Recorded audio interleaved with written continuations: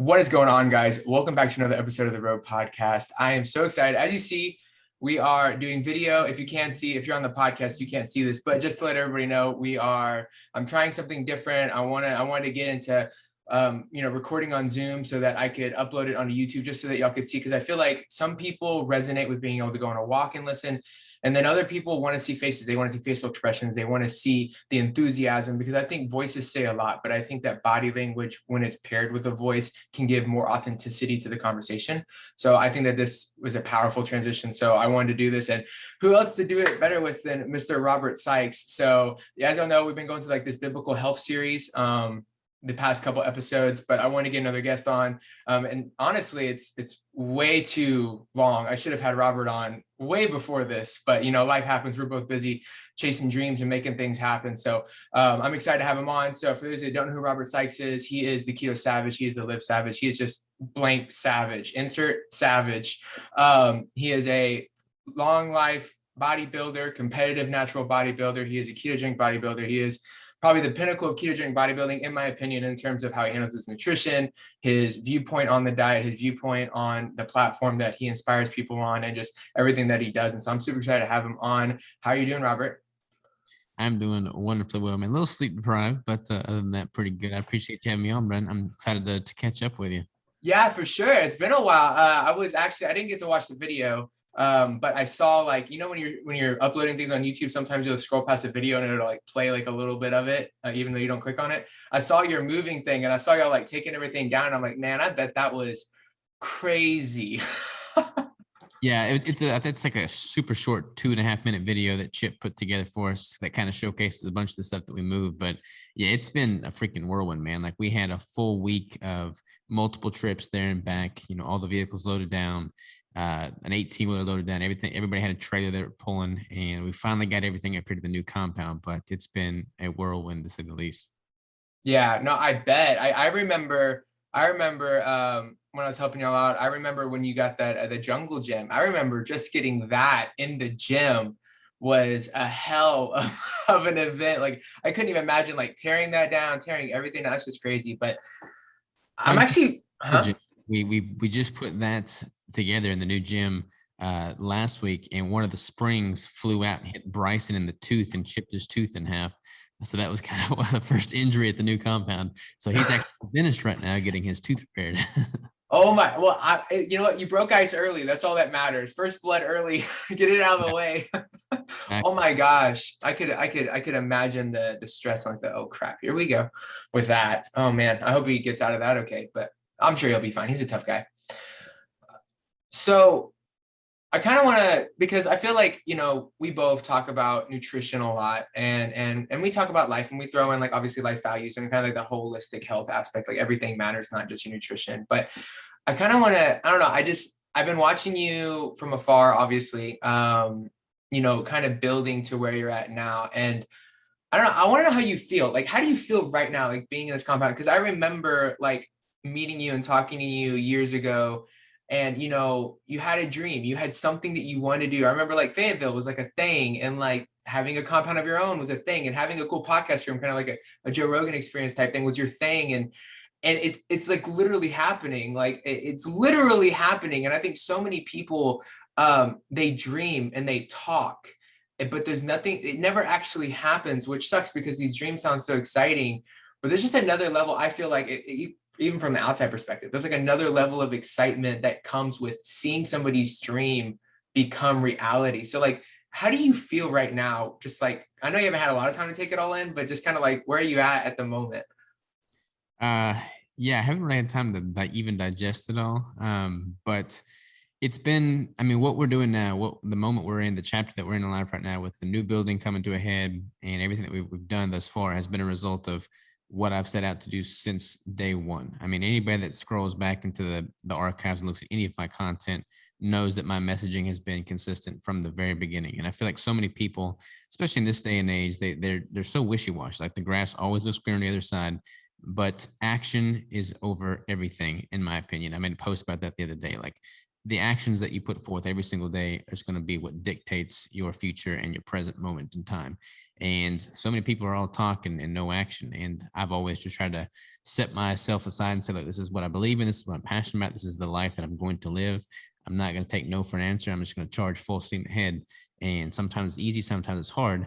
Most time it's hard, but it gives me something to work for every single day. And I can know with utmost degree of certainty that I don't, I don't regret anything I've done because I knew at the beginning what I wanted to do and I've worked tirelessly towards that. So yeah, that's what gets me out of bed in the morning. No, I love that. I love that. It's more of like that idea of loving the process, not necessarily the result, right? It's just like you're in love with the journey of growth, right? You have that idea and you're like, you know what? And I know once I get to that idea, I'm going to have another idea and I'm going to chase that idea. And it's just like you more and fall in love with that process of dreaming reality, just like the whole thing, not necessarily like crossing the finish line, but realizing I'm excited for the next race after the finish line, like, and just like falling in love with the process rather than the result, which I think personally, like, I think that puts people in a better place to grow. Because we look at a lot of people and like, even like people that we work with, clients, whatever, and they have goals, generally related to health and weight loss and stuff. And that's all they have is this goal. And like, they can't figure out why they can't handle being successful long term. And it's because they're fixated on these results that they're trying to achieve, like this hard line. And they're not just falling in love with the process of becoming a better human being and becoming a healthier human being. And I think you're right. I think the wishy-washiness and the inconsistency is because of that. So I love that you have that kind of mindset. Yeah, there is no finish line. Like I probably should celebrate the wins, more so than I do, but I don't have time to really celebrate the wins and fixate on those because I'm already on to the next thing. And that compounds over time and just leads to where we are currently and where we're going. I mean, that's been the case with the competitions. Like I don't sit there and fixate and revel in the moment of the competition being over. I'm on to the next thing. I don't ever sit there and revel in any of the business moves that I make. Like it's always on to the next thing because I love the climb more so than I love the peak. Yeah, no, I definitely agree with that. I think too, like when you learn to appreciate the climb, it makes the peak more, you appreciate it more, like if you like got on a helicopter and like landed on top of like Mount Everest, you'd be like, oh, this is amazing, right? But like you climb that sucker for 3 weeks and then you get to the top and it's like, wow, like, okay, like that whole journey, that whole process was amazing, not just like this top. And it kind of reminds me of like, kind of like the method of like dieting that's proper, right? Like slowly lowering calories, making sure you reverse diet, kind of looking at the long haul. And then there's so many people out there that sell quick fixes, that do quick fixes, and they don't really get to appreciate the whole journey, nor really the end result, really, because it's like, generally speaking, they don't hold on to that end result to begin with because they look at everything all screwy. So yeah, I agree with that perspective. Yeah, I don't believe in quick fixes. I don't believe in short-term, short-sighted, goals reached. I mean, I believe in, I get excited when there's a task ahead of me that is so long and daunting that most people don't even want to scratch the surface on it because it's just overwhelming to begin with. But those are the things that excite me, kind of make me tick. Yeah, no, it's that pressure, right? Like I resonate with that in a lot of ways because I found in myself through developing kind of my self-awareness, like the minute I'm not under pressure, I can get lazy. I can find myself getting really lazy. And so like, I don't know, it sounds weird, but I like feeling like I'm getting choked by life. Like I like to feel like it's on top of me, like over my shoulder, because it makes me move. I'm working on something with a friend. I was just in Austin the past 2 days working on it. And there was a part where it got really challenging and really frustrating. And they like to be really ahead of the game. They like to really just avoid stress. And me, I'm like, in that moment, I'm like, oh, this is what I live for. Let's go. Let's figure this out.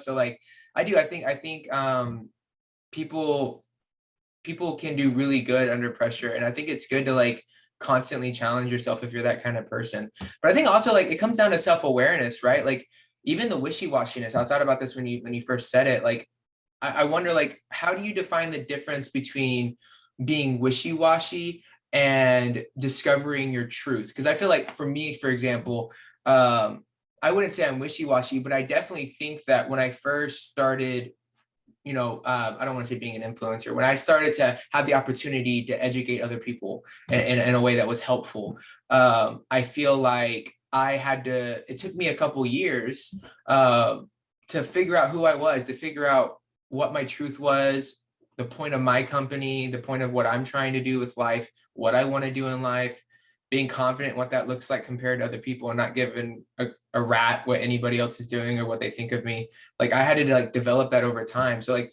how do you, for someone like listening, like how do you define the difference between like being wishy-washy and trying to discover your truth? Is it like a time thing, or how do you define that? It's not a time thing. I'm a big fan of Jordan Peterson, and he's got one of his rules for life, so to speak, that is simply make your bed. And what that means on a deeper level is take care of your own stuff before you try and solve the problems of the world.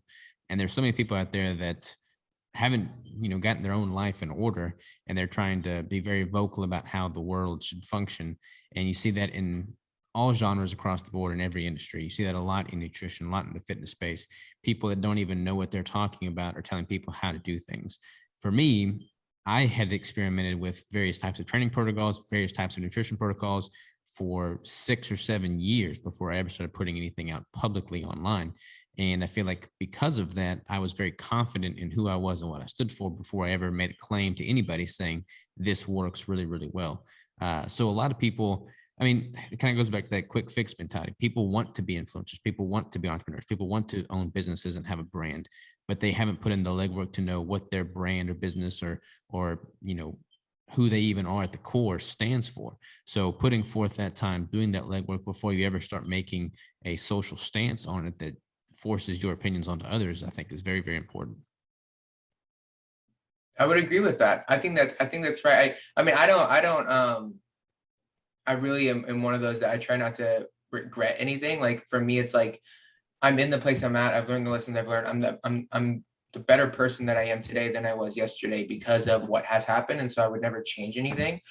But I do think about like, if I saw somebody in my shoes 4 years ago, I might have went to them and said, hey, listen, like, don't get too excited. Like figure out like play with things, kind of like what you did, right? Like play with things, figure out what you want, how you want to push this message, maybe talk to a few people locally, like figure out who you are, work on that. Once you have that solidified, at least foundationally, then share that message, right? Because I think people read past the bull crap, even if they act like they don't, right? Even if they act like they don't, they can tell when someone's just regurgitating and when someone's really saying something that they mean from their heart, and they're being authentic and honest. And I think even if like people don't say it, even if they don't comment, right? Because we could talk all day about trolls and the negativity on social media, but like just like even if they don't comment, like people read past the bull crap of like, just that mask that a lot of people like to wear of like,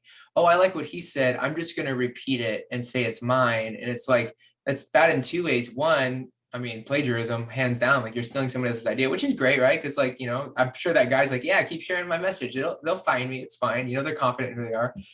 But, so there's that. And then also like, you're just not finding yourself. And I think, I don't know what you think, but for me, like, I think when it comes to like morals and life and you knowing who you are, I think like the ultimate goal is to really develop like, I don't want to say the word perfect, but a very keen sense of self-awareness in a way that it allows you to put yourself in the best position to impact and help the people around you and leave that legacy behind for others. Yeah, totally. And you don't have to abstain from putting things out on social until you figure yourself out, because you'd be leaving a massive amount of content on the table that could be beneficial to people. But there's a stark contrast between documenting your journey to that place of self awareness and speaking authoritatively on a topic. I mean, when I first started keto and started putting out content, uh, I oftentimes didn't know what I was talking about, but I made that very evident in the type of content that I was putting out. I'm like, this is what I'm trying, this is what I'm experimenting with. Who knows if it's going to work or not? Let's find out together. There's a lot of people that don't have a clue if it's going to work or not, but they're speaking very authoritatively saying it's the word of God. And Mm. that's just not the case. And I feel like, distinguishing between those two forms of delivery is very important. Yeah, no, I agree with that. It's that's why I love these conversations with people, because in the moment, it makes me reflective, and I'm like, okay, like let me think back, like who was I in that, like where was I in that moment, like, and I actually understand exactly what you're saying, because when I think about like content that I put out, I don't know, past 2-3 years, like the things that I've been learning with like the running and transitioning from that, from bodybuilding, like everything that I've learned, which is a lot, it's a whole nother rabbit hole. A lot of that was like, I'm trying this, I'm trying that, I'm just kind of like documenting like what I'm trying to figure out works. And then once I figured out something worked, I was like, okay, this is what I think you should do because I tried it. Here's my evidence. Here's all this. So I can understand that kind of that transition from like documentation to authority, and making sure you don't make that transition until you have the proof that these things work, so that you can be as authentic and honest as possible. Yeah, totally. Yeah, I love that. I love that. Okay, so something I actually wanted to get, because I'm looking up and have you ever seen my no guy skull before? Mm. I have Oh, pictures, but never the skull itself. dude, because we're on video, I gotta show you this beast. This thing is crazy. So ever since I went on that hunting trip, I'm just like, I haven't gotten to go back to one because like, COVID and all that happened. But like, I'm obsessed. I'm obsessed. I'm obsessed. It was the craziest first hunt, I think. I don't know if any other humans ever been on it. It was nuts. Like, I can't believe like I didn't just sit in a deer stand and shoot a deer for my first one. I can't believe that's what happened. It was crazy. But I know bow hunting season's opening up. I saw your Sunset Sunday, and I want to talk to you about it because like I kind of want to get a crossbow. What do you think about crossbows? Uh, Crossbows are kind of like a handicap, to be honest. Okay. Crossbows are, you're going to have a much greater distance on a crossbow. So that's going to mean that you don't have to be near as stealthy in stalking up on your quarry. I mean, crossbows are much harder than a gun. I don't want to sell crossbow hunters, short there. But I mean, if you really wanting to get into archery, then a crossbow is not archery, in my opinion. And I'm using a compound bow. Like, that's nothing compared to like a traditional longbow. I mean, there's like multiple different tiers of how deep you want to go as a purist. But there's a big difference between, using a crossbow and using a traditional recurve or longbow, and then a compound bow from there. But with a compound bow, you still have to be pretty dang good about getting up and close and practicing. Like with a crossbow, you have a scope oftentimes. Like if you got a scope on your bow, you're not bow hunting. You just gotta call it how it is there. I know. I was like, when I was thinking about it, I was like, okay, I gotta get a middle ground. I guess I could get a bow and practice, but I'm like, I'm really iffy if I'll ever get good at bows. As you know, I'm not really good with them. My brother has one, and I was practicing, and man, just arrows going. None of them were hitting the target, and I'm like, I'm trash at this. I don't know. Like, I'm like, is it just not in me? Do I really just need to like practice more? I don't know, because like I do want to do it. Like, it excites me, especially because of this hunt. So with this hunt, just quick overview. So we're in this blind, right? This maybe it's like man-made. It's not like a deer blind. It's got like some brush in front of it. We're sitting in these chairs, and in fact, something I just thought about was there was one that came by. So I experienced this my first hunt. There was, he had the rifle. We had target practice a little before. He had it scoped in. I think he had scoped in for him, but he was like, "It'll be fine for you too. We're about the same height." And I'm like, "Okay." So we see this. It's about 250 yards away, and I get on the sniper rifle, and I shoot it, and we think I hit it because like it lifted its leg, like it was hurt, but like I didn't get it where I should have shot it. I kind of like I pulled the trigger. I was really nervous for one. I had never shot an animal, right? And pull the trigger, and I like look out the scope, and he's like, "Dude, stare in the scope. Don't move your head right when you pull the trigger." Mm-hmm. So I'm learning all this on the go. Anyways, we get out of the blind with an AR to go chase it down and try and finish it, and it ends up running off. So like I'm pretty sure it was hurt and probably didn't live much longer than that, which made me feel terrible. So like first hunt, I'm already like emotionally like that feels terrible. Like not being able to respect the animal fully sucks. Like you do not want to miss the shot. You don't want to deal with that guilt. So then like after that, I was like, okay, if another one pops up, I'm getting it. It's dying. Like I'm going home with meat tonight. I'm not going to do that again. So then we go back in the stand. We're there for about 13 hours. We got there at like 4 a.m, right? And then so the sun starts to set, and we see one about 800 yards away come out past these wooden posts. You can shoot it on one side, not shoot it on the other. And it walks by. And so he's like, let's stalk it. It's too far away for a rifle, but he could see it with like his binoculars. And I was like, okay. So we put on our bags, we put our guns on our shoulders, and we start crouching, stalking this thing. And like, it was like, I would say we went about either 600 to 800 yards. I don't remember the exact, but I remember multiple times, like we would walk for like, crouching. So super slow for like 5 minutes straight. And then we'd stop and like, we couldn't stand straight up. So I had to like lay down to like stretch my legs or whatever. It was terrible. Cause like, I was like, what the hell? This is crazy. Like for your first time, I'm like, I was expecting to like sit in a stand, pop it, super whatever. I wasn't expecting anything like this. Like I'm trying to learn on the go. And of course my adrenaline was pumping. I'm excited as crap. And me, when I get excited, I'm like, so I don't think straight. I'm just like, it's like, he's having to like calm me down. So we get within like 200 yards of it. It still hasn't seen us. And at that moment, I remember it was the first time I was ever like, man, dude, this would be so much fun if this was a bow hunt. And I was like, dude, Robert would like this. This would be fun. Like, how close can we get to this thing before we popped it, But it's like, it's dark at this point. So he has an AR with a thermal. And he's like, all right, I'm going to stand up. You're going to put the gun on my shoulder and you're going to shoot it. And I'm like, what? What's going on? But he's not joking. So he stands up. I pop this AR with the thermal scope on his shoulder. I pull the trigger, I think, because I shot it twice. The first one, I think I hit it in the gut. It takes off. Like, it just takes off. This is a 600-pound. It was a big beast. It was fast.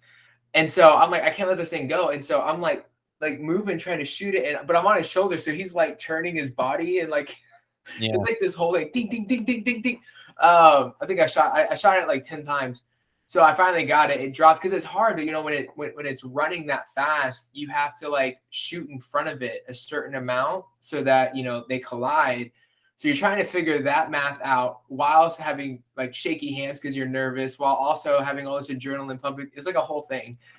So it drops. We go over there, and it's like 2 miles from the airboat because we had to take an airboat to get past the marsh to get where we were.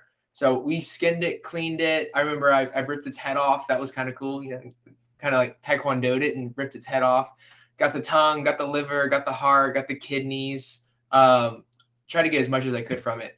Put like 100 pounds of meat on my back and then walked it like 2 miles back to this boat. And then the next day we cleaned it and processed it. So like, it was just a cool experience. And it just got me like, I was like mesmerized. I was like, this is going back to going to the supermarket almost, not that anybody, as long as people understand and have a respect for their meat, that's fine. But for me, at times when I think about hunting and I think about getting my meat that proper way, that more like, primal way, like I almost feel, I don't want to say fake, but it feels like superficial to buy meat from the store, Yeah. I mean, I've got a freezer full of meat that I've killed over the years. And I mean, that's pretty much all we've been eating for the past, past several weeks. But there's a whole different ball game to acquiring your own food. And when you do it, especially from like a bow hunting standpoint, like it requires a ton of dedicated discipline. I mean, you have to practice with that bow.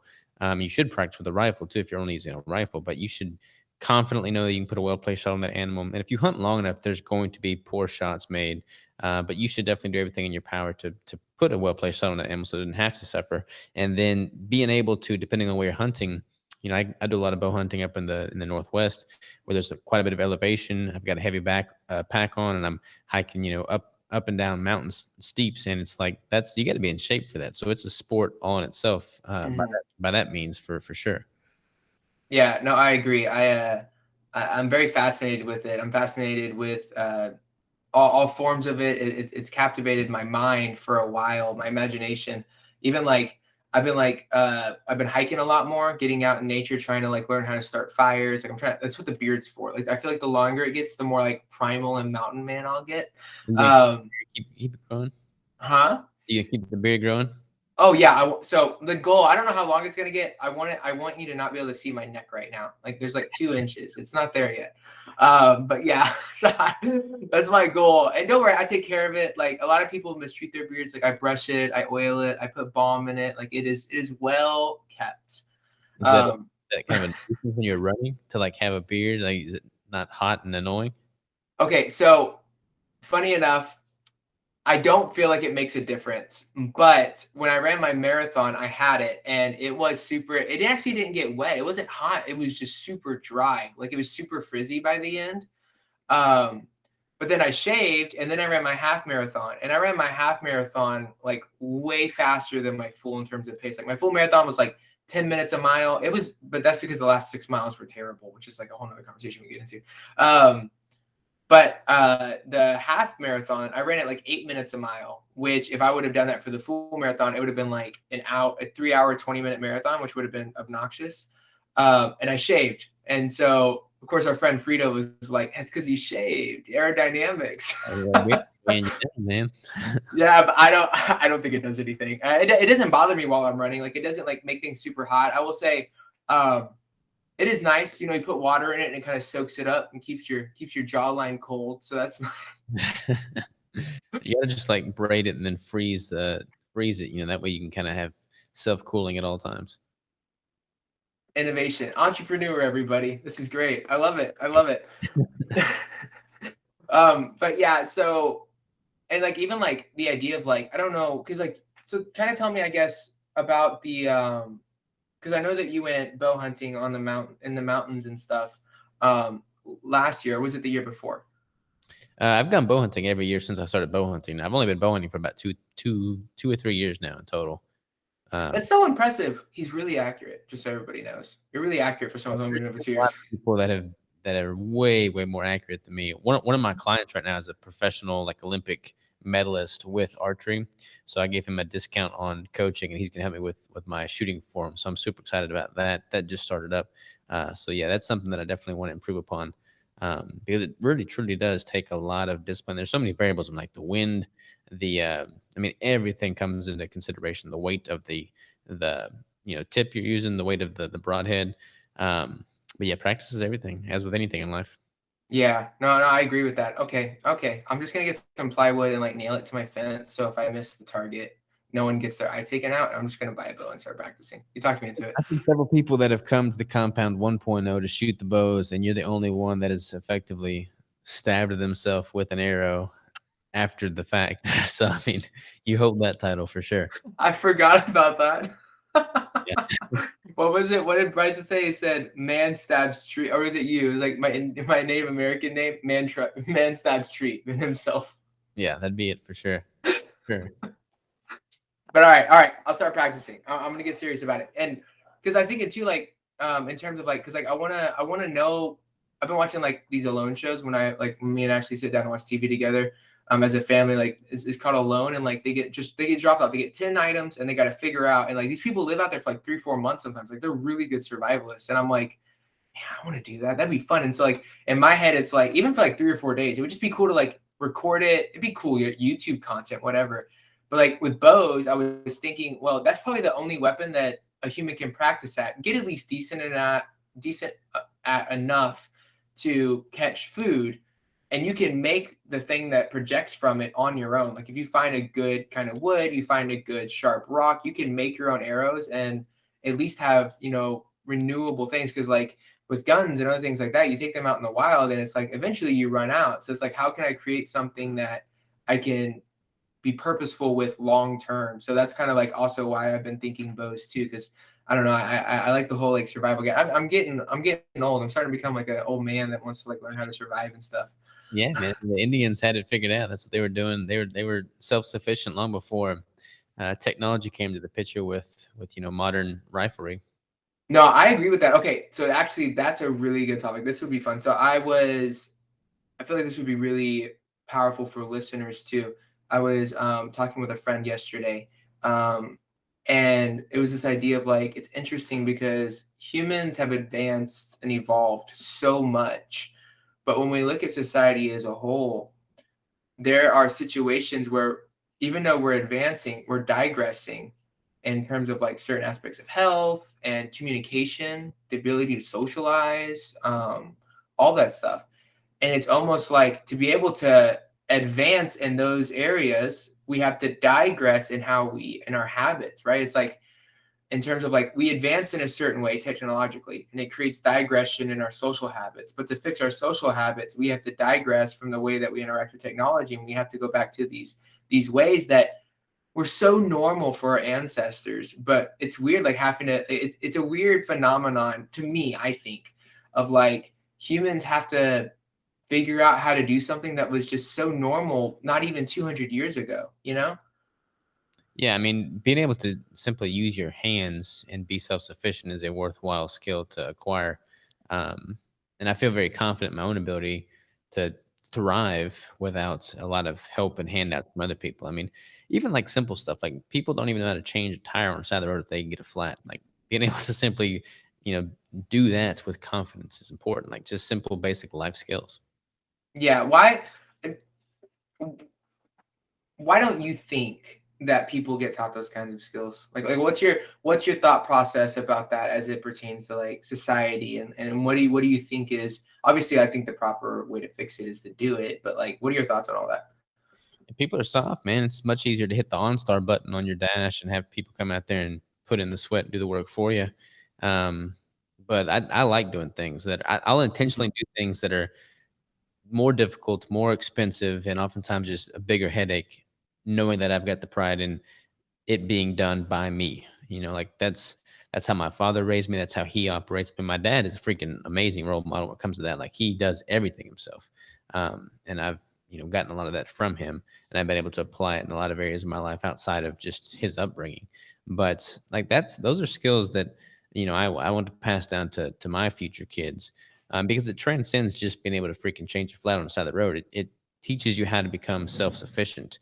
And, my father's biggest goal as a father was to raise two sons that he didn't like, he was confident they could take care of themselves, long after he was gone. And I feel like that's my goal as a father to my future kids. And being able to, be self-sufficient is not something that happens overnight. Like you have to be tested, you have to be put up against adversities and overcome those. And you don't do that by simply pressing a button on a computer screen and having everything done for you at the snap of a finger. Yeah, no, I agree. And that makes me reflect on like, with my kind of family dynamic, right? Like my parents split when I was really young, and while my dad was still in the picture, it definitely wasn't, in the fortunate circumstances that you had, which is amazing. It was more of, my mom helped me a lot and empowered me a lot, but I craved a sense of acceptance from others, a sense of help from others, a sense of coddling, if I want to be frank here, from others, and that stuck with me up into early adulthood. And I think it just the past couple years, past 3 or 4 years, I've really been adamant about like doing things on my own and being my own and being confident in my own. Like my stepdad was really handy. So like I learned how to change tires and change brakes when I was, 12, 13 years old. I could do that for a long time, work on an engine and stuff. But like I never got taught how to change oil, which is odd. I had no idea how to do that, right? I learned how to do. Got a truck about a year and a half ago, and I changed the oil on it now. And I remember the first time I did, I was pissed off. I didn't know what I was doing. Oil got everywhere. I was so mad. I was like, people made this look so much simpler than it is. Now it's easy, but like, it was just going through that process. But it did. It felt so good. You're right. Like it felt so good to do it yourself. And so like just like looking at where I was when I was a kid, like socially and in terms of like the way that I felt, because I feel like a lot of people feel like that, and they just don't ever do anything about it. Like society sits and they never get people around them like you, right? Like I met you and other people that have that that stoic mentality, that kind of helped me, develop where I'm at now for sure.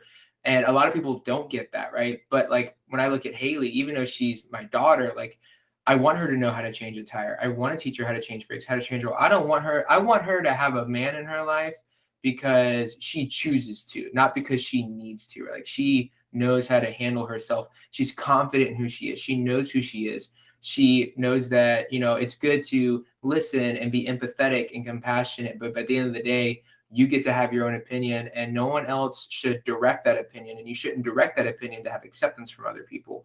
Like I want her to have the confidence that I've had to develop in my later years from the get. So I resonate strongly with your desire to pour that into your kids as well.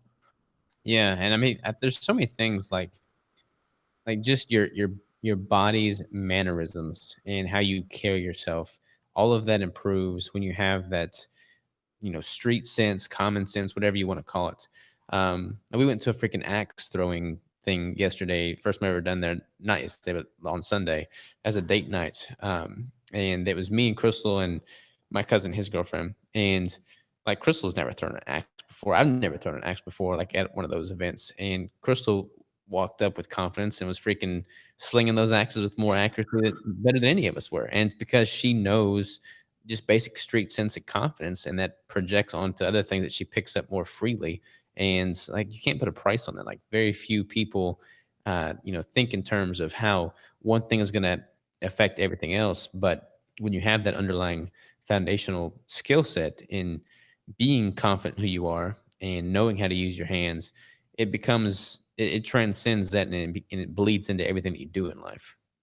Yeah, I agree. And on that note, just make sure you never make her mad with an axe in her hand. Now you know she got aim, dude.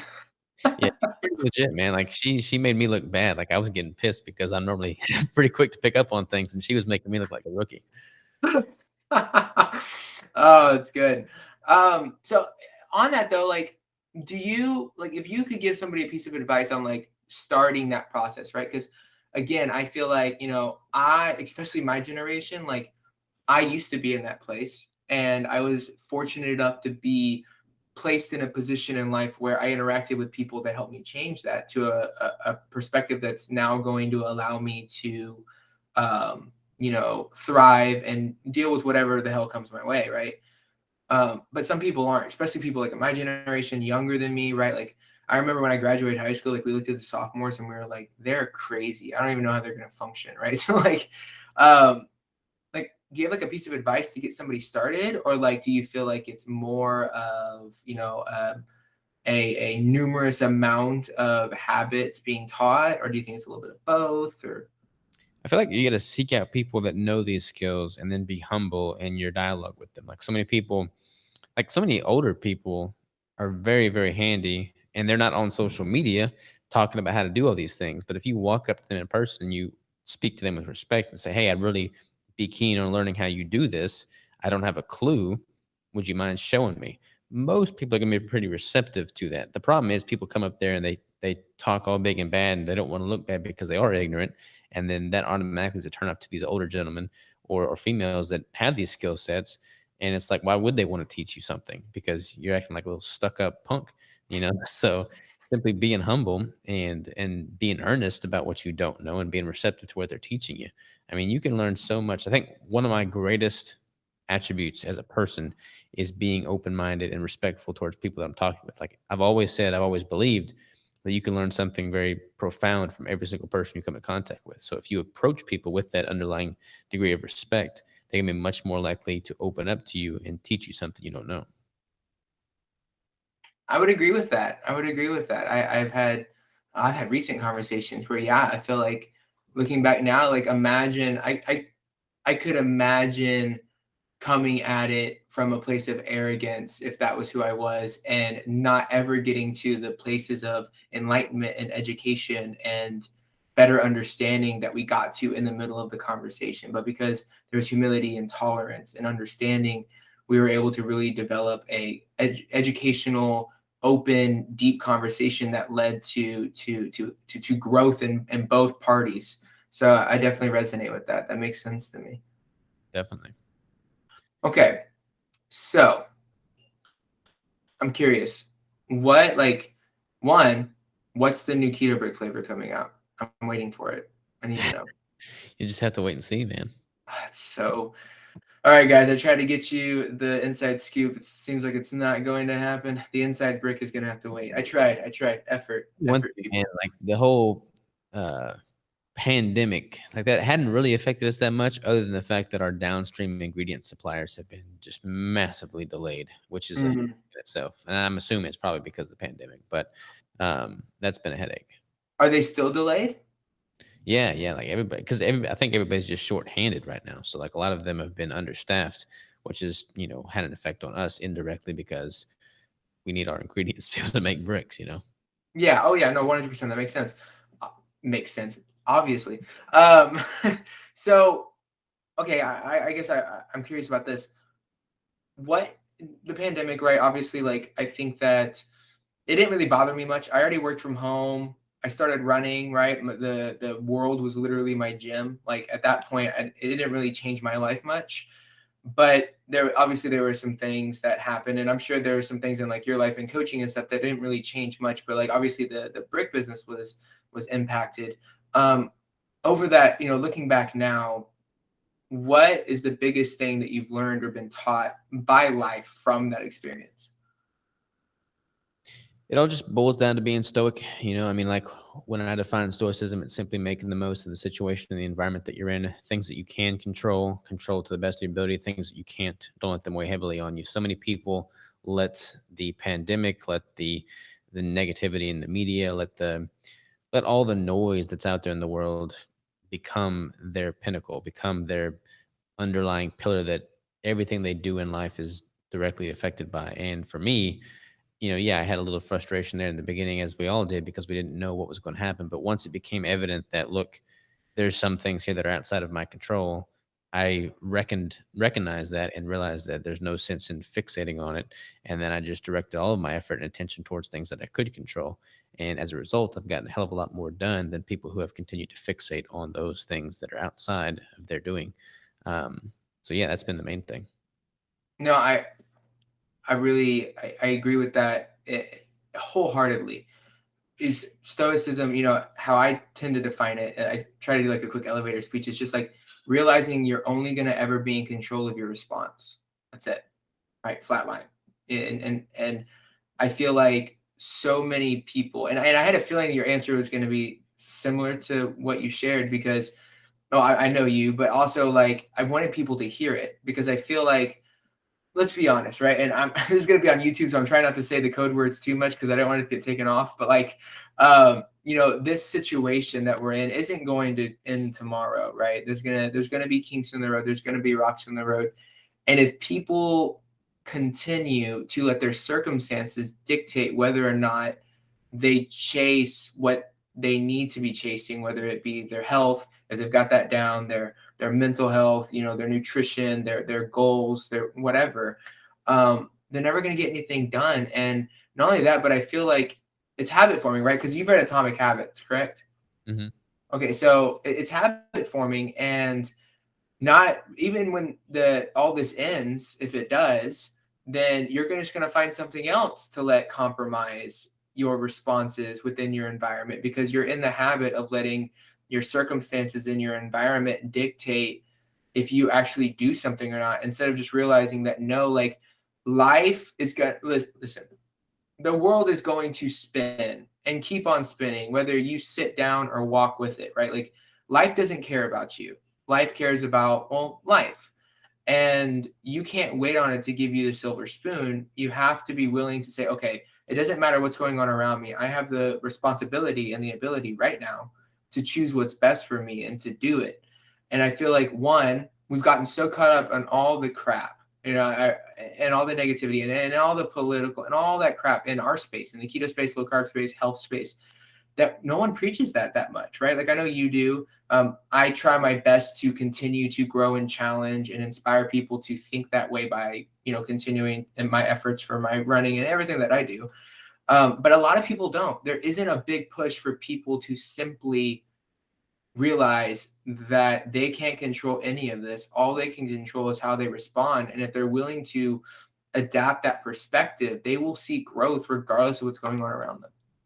Yeah, the world owes you nothing. The world doesn't care about you. Life isn't fair. It's always your fault. Like those sound pretty harsh, but to me, it's much more liberating to view life through that lens as opposed to thinking that the world owes me something or I've been dealt this very unfair hand. If I go through life with the belief that it's always my fault, anything good is my fault, anything bad is my fault, that's a much more liberating approach because then it puts the power in my own hands as opposed to expecting or waiting for something else outside of my circumstances to dictate my life's outcome.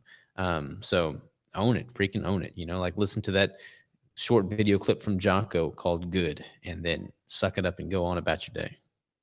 I like it. I like it. I like it. Okay, so those were heavy and but true. So here's what we're gonna do to kind of like end this. If you could say, if you had 30 seconds to look somebody in the eyes and say something to them that would inspire them to try and adopt this mindset, what would you say? And Look right in the camera. I want people to look. I want people to make eye contact with you when you say this. Like 2 different screens. Yes, yes. Look at look at that one. Tell them. 30 seconds. Go. You will die. It's going to happen. It's inevitable. Live life accordingly. Boom. Boom. I love it. That was great. Where can people go to find you? Keto Savage, Live Savage, Keto Brick. You type in any of those, you'll find me for sure. Easy. I love it. Well, man, I appreciate you coming on. I appreciate your time. And I will hopefully get you back on for another one, hopefully sooner rather than later. And we can do part 2 or see where you're at that point in your dream building. And yeah, I appreciate you coming on. For sure, man. Always a pleasure, brother. Looking forward to the next time. Yes, sir. All right, bye.